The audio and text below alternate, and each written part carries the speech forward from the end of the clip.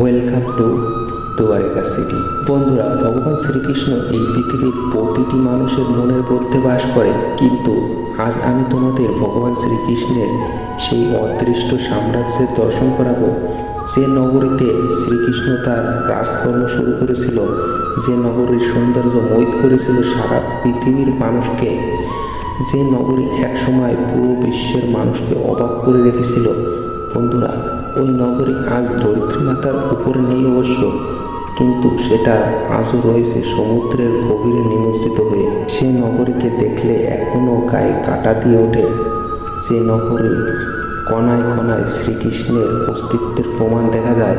এই নগরীতে এক সময় ভগবান শ্রীকৃষ্ণ তার পরম লীলাগাথায় সবসময় মুগ্ধ হয়ে থাকত, কিন্তু সেখানে আজ সমুদ্রের জলের শব্দ ছাড়া আর একাকিত্বময় নগরীটি রয়েছে।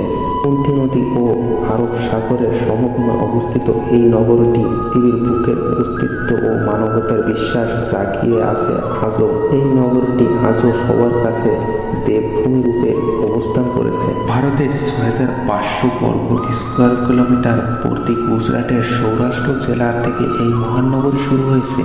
ভগবান শ্রীকৃষ্ণ তার নিজ হাতে গড়া দুয়ারিকা নগরী এখান থেকে শুরু হলেও তার বেশিরভাগ জায়গা কিন্তু সমুদ্রের অথই জলে ডুবে আছে।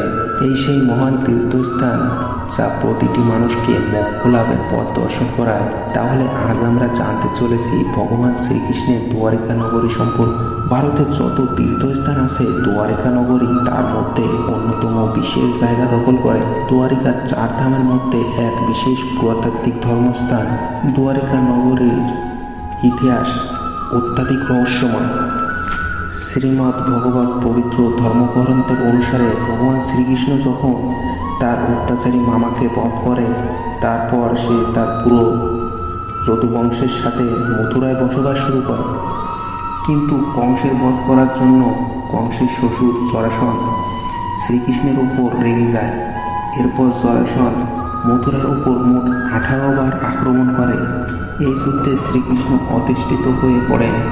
যুদ্ধে তেমন কোনো ক্ষতি হয় না, তাহলেও রাজ্যের প্রজাদের শান্তিতে ব্যাঘাত ঘটে। এ কারণে ভগবান শ্রীকৃষ্ণ ঠিক করেন তিনি অন্য কোনো স্থানে গিয়ে সুন্দর নগরী তৈরি করবেন এবং প্রজাদের সঙ্গে শান্তিতে রাজ্যপাট চালাবেন। ভগবান শ্রীকৃষ্ণ তখন বলেন তিনি সমুদ্রের মধ্যে এক বিশাল নগরী নির্মাণ করবেন, কিন্তু এ কাজ করার জন্য এক বিশাল ভূমিরও দরকার ছিল এবং এই ভূমির জন্য সমুদ্র দেবতার কাছ থেকে অনুমতি প্রয়োজন ছিল।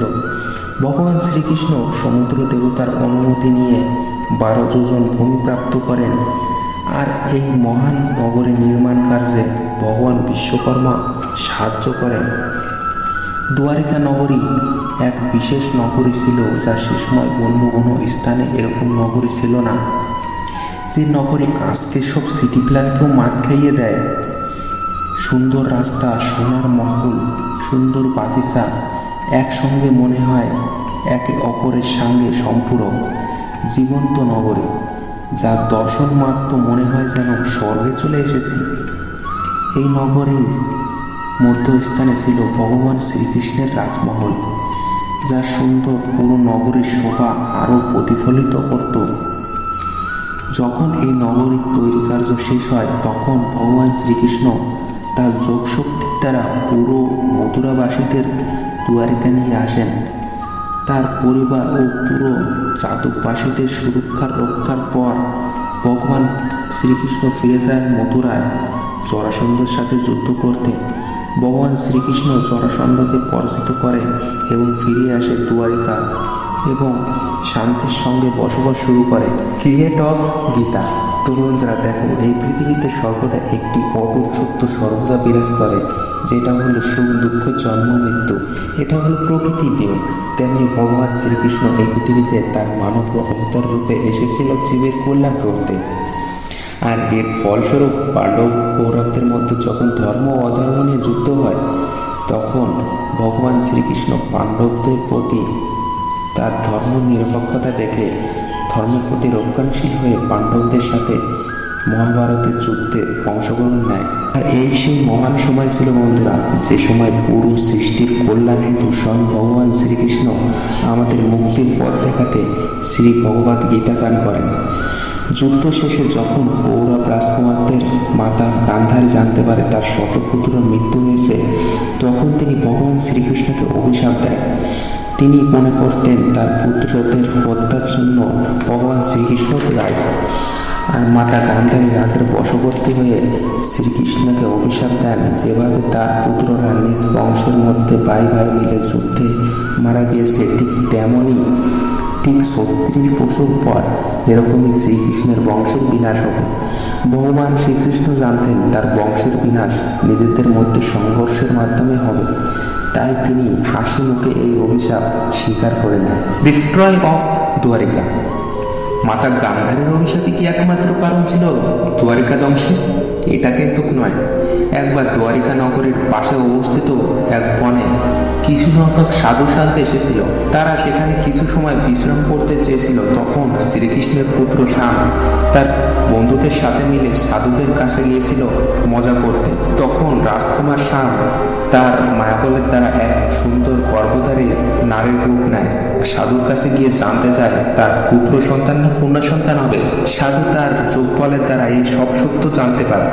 তখন তিনি এই কাজের ফলে নিজেকে অপমানিত মনে করে শ্যামকে অভিশাপ দেয় যে সে এক লোহার মুসলের জন্ম দেবে, যা পুরো যাদব বংশের বিনাশের কারণ হবে। এরপর রাজকুমার শ্যামের কাপড়ের নিচ থেকে সত্যি একটি লোহারের মুসল পাওয়া যায়। রাজা উগ্রসিং যখন এটা জানতে পারেন, তখন তিনি ওই লোহার মুসলটিকে টুকরো টুকরো করে গভীর সমুদ্রে ফেলে দেয়।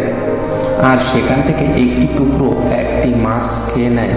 আর এরপর সেই মাছটি যখন শিকারের জালে ধরা পড়ে, তখন তার পেট থেকে ওই লোহার টুকরোটি বের হয়। আর এরপর এক শিকারী ওই লোহার টুকরো দিয়ে একটি তীর নির্মাণ করে। কিন্তু কথা হলো, একটি মাত্র তীর কি করে পুরো যদু বংশের বিনাশ বা পতন ঘটাবে? তাহলে শোনো, মাতা গান্ধারীর দেওয়া অভিশাপও সময় অতিক্রান্ত হয়ে আসছিল। যদু বংশের অধিকতর লোকেদের ক্ষমতার বলে অন্ধকার ও আধিক্যতার দিকে চলে যাচ্ছিল।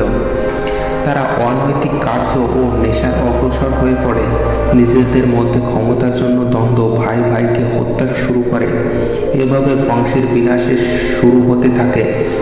শ্রী বলরামও তখন তার দেহ ত্যাগ করে পরলোক গমন করেছে।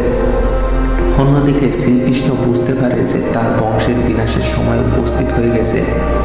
তখন তিনি এক পিপল গাছের নিচে শুয়েছিল।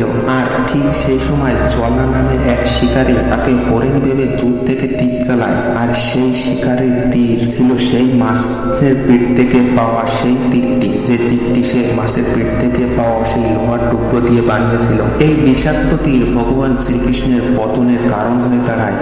যখন অর্জুন একথা জানতে পারে, তখন তিনি দ্রুত দ্বারিকা পৌঁছায়। সে এসে অবাক হয়ে যায়। সে দেখে দ্বারিকা নগরের সব স্থানে যুদ্ধর মহল বিরাজমান করছে। কিন্তু অর্জুন শান্ত হয়ে ভগবান শ্রীকৃষ্ণের দেওয়া প্রতিজ্ঞা অনুযায়ী দ্বারিকার থেকে সব নারী ও বাচ্চাদের নিয়ে চলে আসে।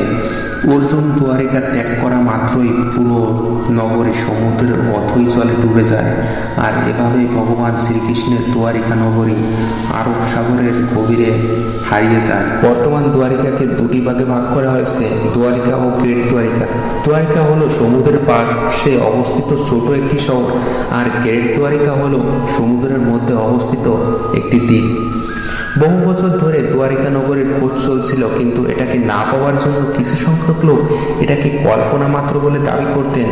তাদের মত অনুযায়ী দ্বারিকা নগরী একটি কাল্পনিক নগরী ছাড়া অন্য কিছু নয়। এটা শুধু গীতার পাতাই আছে, সত্যি যার কোনো অস্তিত্ব নেই। আমরা এটাকে অনেক খোঁজাখুঁজির পর না পাওয়ার কারণে হয়েছিলাম। তো বন্ধুরা, কথায় আছে ভগবানের আরে দেরি আছে কিন্তু অন্ধকার নেই। ঠিক তেমনই ভগবান শ্রীকৃষ্ণের সেই শ্রেষ্ঠ নগরী খুঁজতে আমাদের দেরি হলেও আজ আমরা পুরো বিশ্বকে জোর গলায় বলতে পারবো, আমাদের ধর্মের প্রতিটি বাক্য সত্য ও এবং চিরন্তন সত্যই থাক। বন্ধুরা, দুয়ারিকা নগরীর সামনে আসার পর এসব লোকেরা এটাকে মিথ্যা বলে দাবি করছিল, তাদের মুখ এমনিতেই বন্ধ হয়ে যায়। যদিও 1930 সাল থেকে এর খোঁজ শুরু হয়েছিল, কিন্তু 1963-তে এখানে প্রথমবারের মতো আর্কিওলজিক্যাল এক্সকাভেশন করা হয়, যার ফলস্বরূপ অনেক পুরনো ধ্বংসাবশেষ ও পুরনো মূর্তি পাওয়া গিয়েছিল। এরপর সমুদ্রের নিচে খোঁজ চালানোর জন্য এর একটি টিম বানানো হয়, যার কর্মকর্তা ছিল DRSR রাও ও তার পুরো টিম মিলে সমুদ্রের গভীরে গিয়ে খোঁজ করতে থাকে। অনেকদিন খোঁজ চালানোর পর তারা এক পুরনো নগরীর সন্ধান পান, যেখানে তারা দেখেন মজবুত দেয়াল, পিলার ও ঘরের অনেক ধ্বংসাবশেষ। কিন্তু এর মাধ্যমে কিভাবে প্রমাণ পাওয়া যাবে যে সমুদ্রের নিচে যে নগরীটি পাওয়া গেছে সেটাই সত্যিই দ্বারকা নগরী? এই সত্য সন্ধানে বিশেষজ্ঞরা এই অবশেষের কার্বন ডেটিং করার সিদ্ধান্ত নেয়, আর এর ফলে জানা যায় এই অবশেষের সময়কাল ছিল মহাভারতের যুদ্ধের সময়কাল। কিন্তু এতেও যখন সঠিক প্রমাণ না পাওয়ার জন্য বিশেষজ্ঞরা এই রুইনটির এরিয়া পরিমাপ করার সিদ্ধান্ত নেয়, আর যার মাধ্যমে জানা যায় এই পুরো এরিয়াটি 12 যোজন জায়গার উপর অবস্থিত, আর যার জন্য সঠিক প্রমাণ পাওয়া যায় যে ভগবান শ্রীকৃষ্ণের সমুদ্র দেবতার কাছ থেকে পাওয়া 12 যোজন জায়গার উপর দ্বারিকা নগরটি নির্মাণ করেছিল। আর এর মাধ্যমে গীতার এবং তত্ত্বের মিল পাওয়া গিয়েছিল। এছাড়াও সেখানে থাকা প্রতিটি ধ্বংসাবশেষের দেয়ালের মধ্যে ভগবান শ্রীকৃষ্ণের ও সনাতন ধর্মের প্রচুর প্রমাণ পাওয়া যায়, যা সবাইকে বিমোহিত করে দেয়। যখন পিএম নরেন্দ্র মোদী জানতে পারেন যে ভগবান শ্রীকৃষ্ণের সেই অবিশ্বাস্যকর দ্বারিকা নগরটির খোঁজ পাওয়া গিয়েছে, তখন তিনি আর বসে থাকতে পারেননি। আপনারা দেখতে পারছেন নরেন্দ্র মোদী চলে গিয়েছিলেন ভগবান শ্রীকৃষ্ণের পূজা করতে দ্বারিকা নগরীতে। আর আজকাল বহু মানুষ ভগবান শ্রীকৃষ্ণের অবতারের উপর প্রশ্নচিহ্ন তোলার চেষ্টা করে, কিন্তু এরকম হাজারো প্রমাণ পুরো পৃথিবীতে ছড়িয়ে রয়েছে, যা আমাদের সত্য ও সনাতন ধর্মের প্রমাণ দেয়। তো বন্ধুরা, এরকম আরও ভিডিও পেতে চাইলে আমাদের চ্যানেলটি সাবস্ক্রাইব করে আমাদের সঙ্গে থাকুন, আর কমেন্টে লিখুন জয় শ্রীকৃষ্ণ।